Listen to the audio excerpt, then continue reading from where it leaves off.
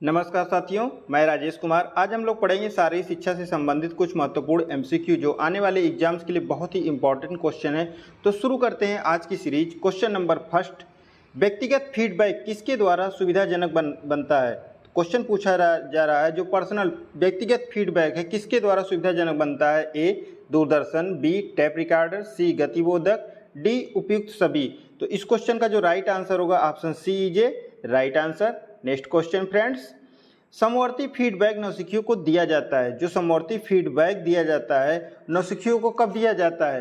ए कार्यशीलता के पश्चात, बी कार्यशीलता के दौरान, सी कार्यशीलता के पूर्व, डी उपयुक्त में कोई नहीं। तो इस क्वेश्चन का जो राइट आंसर होगा option B is a right answer. कार्यशीलता के दौरान दिया जाता है नौसिखियों को जो समवर्ती फीडबैक होता है कि जो नौसिखिया है, जो बिगनर है, वो अपने आप को बेटर कर सके।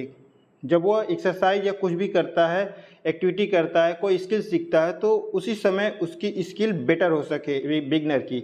नेक्स्ट क्वेश्चन फ्रेंड्स, उपलब्धि उत्प्रेरणा का संबंध है। क्वेश्चन को पूछा जा रहा है जो अचीवमेंट उत्प्रेरणा है का संबंध है व्यक्ति की आवश्यकता में, व्यक्ति के ज्ञान में, व्यक्ति के अनुभव से, व्यक्ति के रुझान से। तो इस क्वेश्चन का जो राइट आंसर होगा option A is a right answer. व्यक्ति की आवश्यकता is a right answer. Next question friends, terminal feedback नौसिखियों को की दी गई सूचना है। क्वेश्चन पूछा जा रहा है टर्मिनल फीडबैक नौसिखिए की दी गई सूचना है। ए कार्यशीलता के पूर्व, कार्यशीलता के पश्चात, इनमें से कोई नहीं, उपरोक्त सभी। तो फोर्थ क्वेश्चन का जो राइट आंसर होगा option B is a right answer. कार्यशीलता के पश्चात जो टर्मिनल फीडबैक होगा। और ऊपर क्या पूछा गया था, समवर्ती फीडबैक। तो समवर्ती फीडबैक कब दिया जाता है, वो कार्यशीलता के दौरान दिया जाता है। जो टर्मिनल फीडबैक होता है वो कार्यशीलता के पश्चात दिया जाता है। नेक्स्ट क्वेश्चन फ्रेंड, अवसरों की समानता तथा व्यक्तिगत भिन्नताओं की महत्व निम्न प्रशासन में दिया जाता है। क्वेश्चन पूछा जा रहा है अवसरों की समानता तथा व्यक्तिगत भिन्नताओं की महत्व निम्न प्रशासन में दिया जाता है। ए लोकतांत्रिक प्रशासन, बी अशासन, सी मुक्त प्रशासन, डी उपरोक्त सभी। तो इस क्वेश्चन का जो राइट आंसर होगा option A is a right answer. लोकतांत्रिक प्रशासन में दिया जाता है अवसरों की समानता और व्यक्तिगत भिन्नताओं को महत्व जो दिया जाता है। नेक्स्ट क्वेश्चन,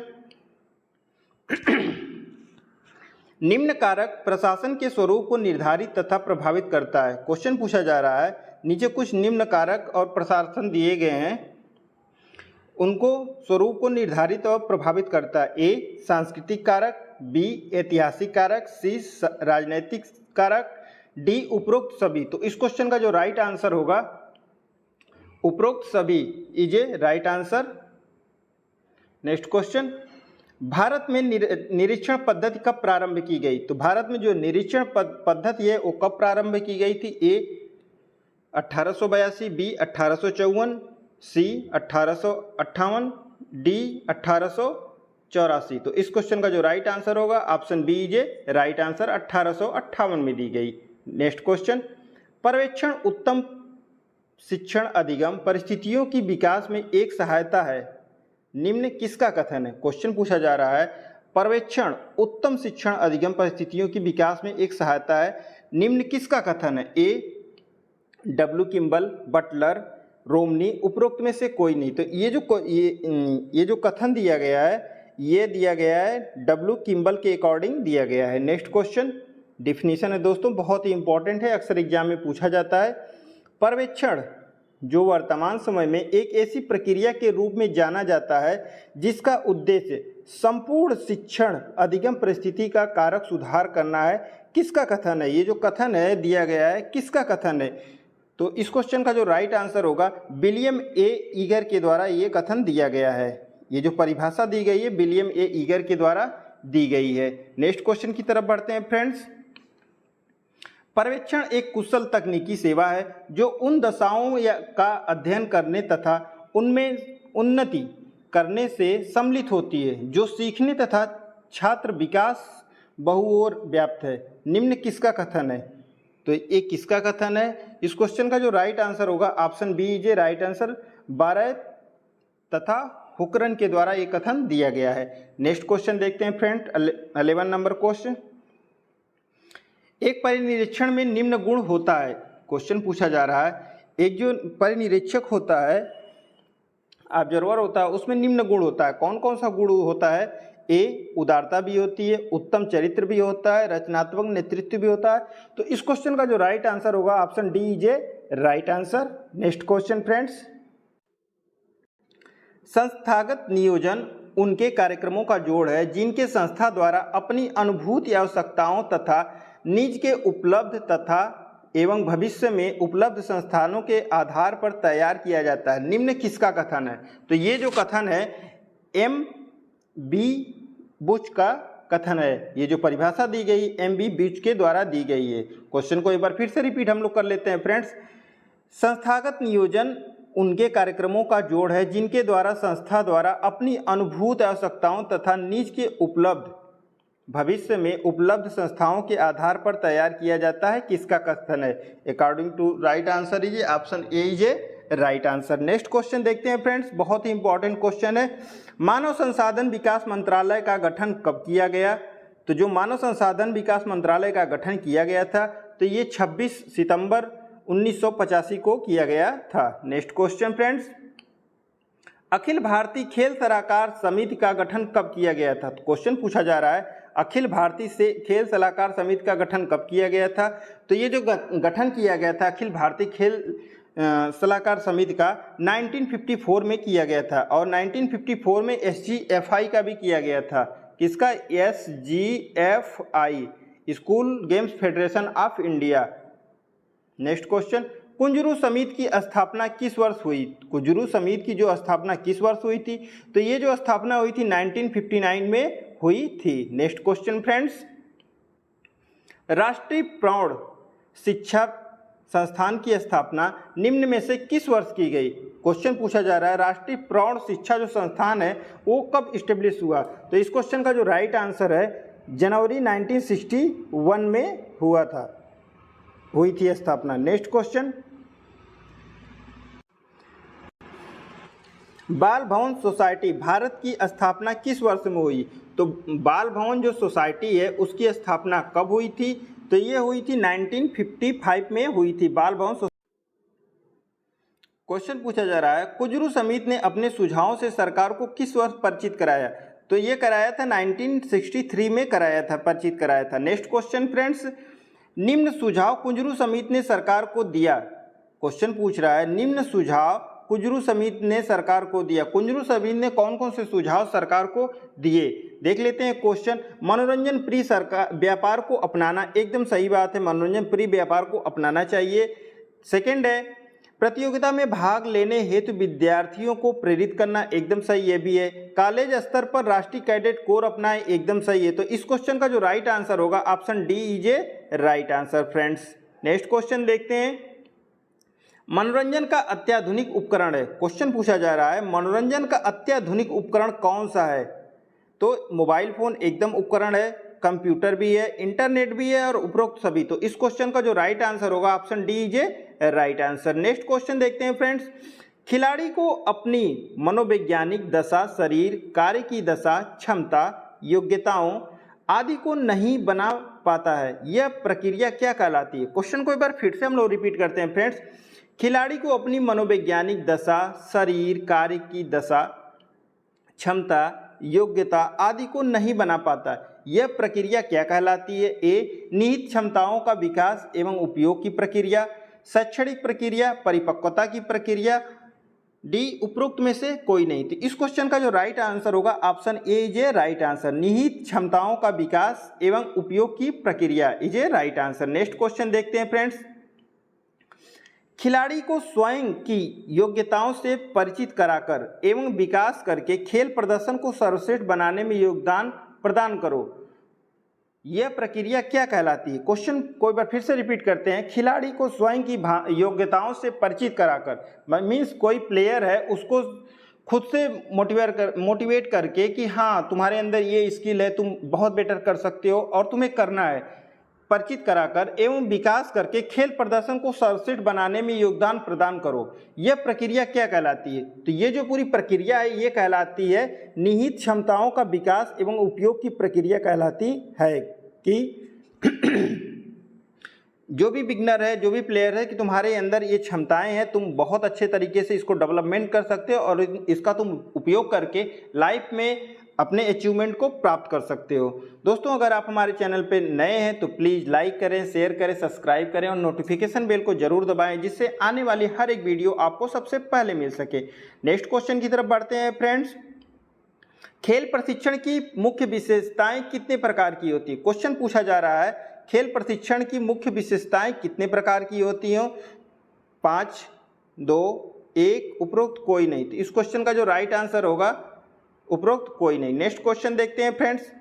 जनरल थ्योरी एवं मेथड ऑफ ट्रेनिंग एक पुस्तक का प्रकाशन किया गया था, इसके लेखक कौन थे? क्वेश्चन पूछ रहा है, general theory and method of training एक पुस्तक का प्रकाशन किया गया था, इसके लेखक कौन है? A Marshall Hook, B Charles William, C Hare वैज्ञानिक, डी उपरोक्त में से कोई नहीं। तो इस क्वेश्चन का जो राइट आंसर होगा, आंसर इज ए हैरे वैज्ञानिक। General theory of method of training इस पुस्तक का प्रकाशन किया था। नेक्स्ट क्वेश्चन देखते हैं friends. General theory and method of training पर एक पुस्तक लिखी गई, यह कौन से सन में प्रकाशित की गई? तो ये जो पुस्तक है ये प्रकाशित की गई थी 1957 में प्रकाशित की गई थी। नेक्स्ट क्वेश्चन, खेल प्रशिक्षण के 11 सिद्धांतों को प्रतिपादित किसने किया था? तो जो खेल प्रशिक्षण का जो 11 जो सिद्धांत है उसको प्रतिपादित किया था बेनरफील्ड और स्क्रोटर ने प्रतिपादित किया था। नेक्स्ट क्वेश्चन देखते हैं फ्रेंड्स, बहुत ही इंपॉर्टेंट क्वेश्चन है। खेल प्रशिक्षण के 11 सिद्धांतों को कौन से सन में प्रतिपादित किया गया? तो क्वेश्चन को पूछा जा रहा है, खेल प्रशिक्षण के जो 11 जो सिद्धांत हैं कौन से सन में प्रतिपादित किया गया? तो इस क्वेश्चन का जो राइट आंसर होगा 1979 is a right answer. Next question, बेनरफील्ड और स्क्रोटर ने खेल प्रशिक्षण के कितने सिद्धांत प्रतिपादित किए थे? तो इन लोगों ने कुल 11 सिद्धांत प्रतिपादित किए थे। नेक्स्ट क्वेश्चन फ्रेंड्स, योग प्रचार समिति निम्न शहर में स्थित है। क्वेश्चन पूछा जा रहा है, योग प्रचार समिति निम्न शहर में स्थित है, तो ये किस शहर में स्थित है? ये स्थित है नई दिल्ली में स्थित है। नेक्स्ट क्वेश्चन फ्रेंड्स, पतंजलि कृत योग सूत्र में निम्न अध्याय अथवा पाद सम्मिलित हैं। क्वेश्चन पूछा जा रहा है, पतंजलि कृत योग सूत्र जो है उसमें से निम्न अध्याय और पाद सम्मिलित हैं। कौन कौन से पाद सम्मिलित हैं? तो इस क्वेश्चन का जो राइट आंसर होगा option A is a right answer, समाधि पाद सम्मिलित है। नेक्स्ट क्वेश्चन, पतंजलि कृत योग के किस पाद में योग की परिभाषा, उसके स्वरूप, चित्त, विरोध के विभिन्न उपाय और योग के विभिन्न प्रकार की व्याख्या की गई है? ए साधना पाद में, बी समाधि पाद में, सी विभूति पाद में, डी उपरोक्त में से कोई नहीं। तो जो व्याख्या की गई है पतंजलि कृत योग में, ये की गई है समाधि पाद में की गई है। ओके, नेक्स्ट क्वेश्चन देखते हैं फ्रेंड। चित्त की स्थिरता के लिए आंतरिक वायस साधनों का वर्णन पतंजलि कृत योग के निम्न पाद में किया गया है। किस पाद में किया गया पतंजलि के? तो ये जो किया गया है साधना पाद में किया गया है। नेक्स्ट क्वेश्चन, आंतरिक साधनों के साथ साथ योगाभ्यास की सिद्धियों का वर्णन कि निम्न पाद में किया जाता है। क्वेश्चन पूछा जा रहा है, आंतरिक साधनों के साथ साथ योगाभ्यास की सिद्धियों का जो वर्णन है किस पद में किया जाता है? समाधि पाद में, विभूति पाद में, कैवल्य पाद में और साधना पाद में। तो ये जो किया जाता है सिद्धियों का वर्णन, ये विभूति पाद में किया जाता है। नेक्स्ट क्वेश्चन फ्रेंड्स, मुक्ति अथवा मोक्ष के स्वरूप का पूर्ण रूप विवेचन निम्न पाद में किया गया है। क्वेश्चन पूछा जा रहा है, मुक्ति अथवा मोक्ष के स्वरूप का पूर्ण रूप विवेचन निम्न पाद में किया जाता है। किस पाद में किया जाता है? 34 का जो राइट आंसर होगा ये कैवल्य पाद में किया जाता है। नेक्स्ट क्वेश्चन, चतुर्योग में निम्न योग सम्मिलित है। क्वेश्चन पूछा जा रहा है, चतुर्योग में निम्न योग सम्मिलित है, तो कौन सा योग सम्मिलित है? कर्म योग भी सम्मिलित है, भक्ति योग भी और राजयोग भी। मतलब इस क्वेश्चन का जो राइट आंसर होगा option D is a right answer. Next question friends, निम्न योग मन की चंचलता को समाप्त कर इच्छाओं को नियंत्रण करना सिखाता है। 4 ऑप्शन दिए गए। क्वेश्चन पूछा जा रहा है, निम्न योग मन की चंचलता को समाप्त कर इच्छाओं को नियंत्रण करना सिखाता है। क्या सिखाता है? तो ये जो सिखाता है राजयोग सिखाता है। कौन सा योग सिखाता है? तो राजयोग होता है जो राजयोग जो होता है मन की चंचलताओं को समाप्त करता है और इच्छाओं पर नियंत्रण करता है। नेक्स्ट क्वेश्चन देखते हैं फ्रेंड्स।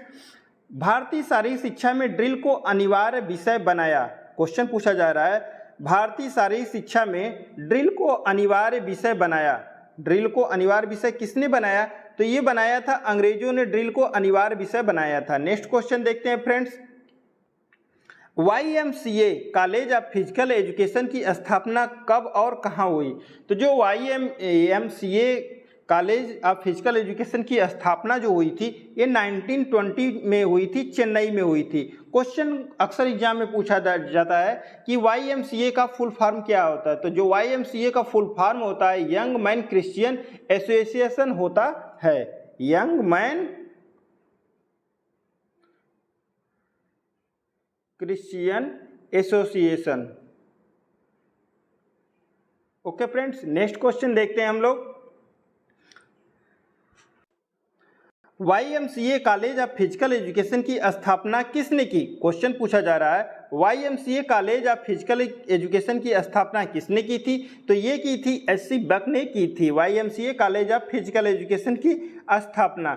नेक्स्ट क्वेश्चन है, श्री हनुमान व्यायाम प्रसारक मंडल HVPM की स्थापना कब हुई? तो इसकी जो स्थापना हुई थी 1914 में हुई थी, 1914 में। नेक्स्ट क्वेश्चन, श्री हनुमान व्यायाम प्रसारक मंडल अमरावती की स्थापना किसने की? तो इसकी जो स्थापना की थी अंबा और पंत ने की थी। इस क्वेश्चन का राइट आंसर होगा option A is a right answer, Amba और पंत ने की थी। हैदराबाद में शारीरिक शिक्षा का राजकीय कॉलेज कब खोला गया? क्वेश्चन पूछा जा रहा है कि हैदराबाद में जो फिजिकल एजुकेशन का जो राजकीय कॉलेज है वो कब खोला गया था? 1931 में खोला गया था। नेक्स्ट क्वेश्चन देखते हैं फ्रेंड्स। 1932 ईस्वी में लखनऊ में क्रिश्चियन शारीरिक शिक्षा कॉलेज किस देश की सहयोग से खोला गया? तो ये जो लखनऊ में जो क्रिश्चियन कॉलेज है ये कब खोला गया, किसके सहयोग से खोला गया था? 1932 में जो खोला गया था ये अमेरिका के सहयोग से खोला गया था। इंपॉर्टेंट क्वेश्चन है फ्रेंड्स। शारीरिक शिक्षा प्रशिक्षण कांदिवली कब खोला गया? क्वेश्चन पूछा जा रहा है जो फिजिकल एजुकेशन जो ट्रेनिंग जो कांदिवली में जो कॉलेज है वो कब खोला गया था? तो ये जो खोला गया था 1938 में ओपन किया गया था। नेक्स्ट क्वेश्चन देखते हैं फ्रेंड्स। शारीरिक शिक्षा कॉलेज लाहौर की स्थापना कब और किसने की? क्वेश्चन पूछा जा रहा है शारीरिक शिक्षा कॉलेज लाहौर की स्थापना कब और किसने की? चार ऑप्शंस दिए गए हैं आपके सामने। तो इसकी जो स्थापना हुई थी 1940 में श्री हेग्गे द्वारा की गई थी। 1940 में हुई थी और किसके द्वारा हुई थी? श्री हेग्गे द्वारा। ओके, नेक्स्ट क्वेश्चन की तरफ बढ़ते हैं फ्रेंड्स। दोस्तों अगर आप हमारे चैनल पर नए हैं तो प्लीज़ वीडियो को लाइक करें, शेयर करें, कमेंट करें और सब्सक्राइब करें और नोटिफिकेशन बेल को जरूर दबाएं जिससे आने वाली हर एक वीडियो आपको सबसे पहले मिल सके और आपको सफलता के शिखर पर लेके जाए, यही मेरी कामना है। राजकुमारी अमृत कौर कोचिंग स्कीम को कब लागू की गई? जो राजकुमारी अमृत कौर स्कीम है ये कब लागू की गई थी? तो इस क्वेश्चन का जो राइट आंसर होगा option B is a right answer, 1953 में लागू की गई थी राजकुमारी अमृत कौर कोचिंग स्कीम। बहुत ही इंपॉर्टेंट क्वेश्चन है दोस्तों। 13 से 16 साल की लड़कियों के लिए एनसीसी स्कीम कब लागू की गई थी? क्वेश्चन पूछा जा रहा है 13 से 16 साल की लड़कियों के लिए एनसीसी की स्कीम कब लागू की गई थी? तो ये जो लागू की गई थी 1952 में लागू की गई थी। Next question friends.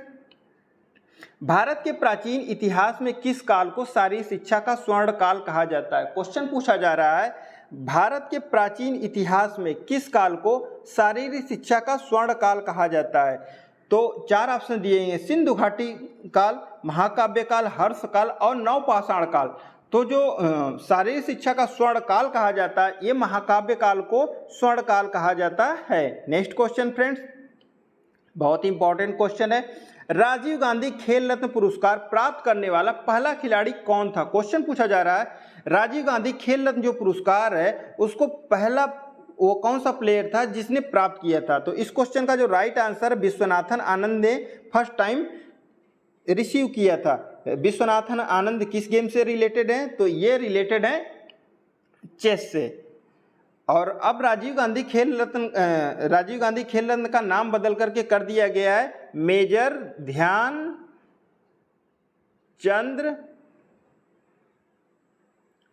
खेल रत्न पुरस्कार कर दिया गया है। और लास्ट टाइम में कौन रिसीव किया था? 2022 में। तो 2022 में रिसीव किया था